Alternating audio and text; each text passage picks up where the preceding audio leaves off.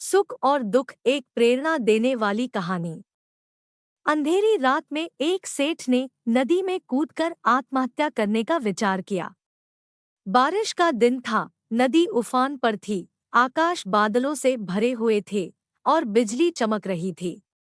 वह आदमी बहुत धनी व्यक्ति था, परंतु अचानक से हुए घाटे से उसकी समस्त संपत्ति डूब गई थी। उसे अपने जीवन में केवल निराशा ही निराशा दिख रही थी। उसे अपना भविष्य तक नहीं नजर आ रहा था। उसे कुछ समझ नहीं आ रहा था, इसलिए उसने स्वयं को खत्म करने का विचार बनाया और नदी में कूदने के लिए एक चट्टान पर खड़ा हो गया और अंतिम बार ईश्वर को याद करने लगा। उसी समय वहां से एक बुजुर्ग किंतु मजबूत हाथों ने उन्हें रोक लिया।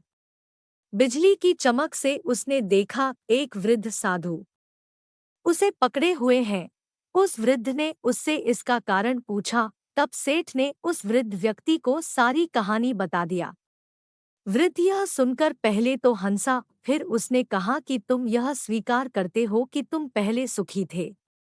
वह सेठ कहता है, हाँ, मेरे भाग्य का सूर्य पूरे प्रकाश में चमक रहा था। मान, सम्मान, संपदा सब कुछ था, किंतु अब मेरे जीवन में निराशा और अंधकार के सिवाय कुछ नहीं है।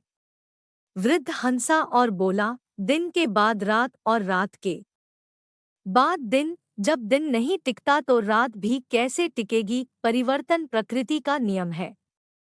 जब तुम्हारे अच्छे दिन हमेशा के लिए नहीं है, तो तुम्हारे बुरे दिन भी नहीं रहेंगे। जो व्यक्ति इस सत्य को जान लेता है, वह हमेशा सुख में सुखी नहीं होता और ना ही दुख में दुखी होता है।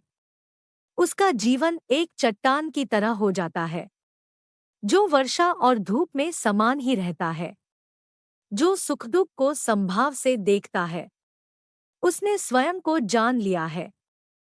सुख दुख आते जाते हैं, यह प्रकृति का नियम है। फिर किसी व्यक्ति ने जीवन में एक ही भाव देखा, तो क्या वह किसी चीज की खुशी का अनुभव कर पाएगा? दुख ना आए तो सुख का स्वाद क्या है, यह कोई कैसे जानेगा? इसलिए जीवन में सुख और दुख दोनों जरूरी है। संत की यह बातें सुनकर वह सेठ खुश हो गया और उसने आत्महत्या का विचार त्याग दिया और अपने घर वापस लौट गया।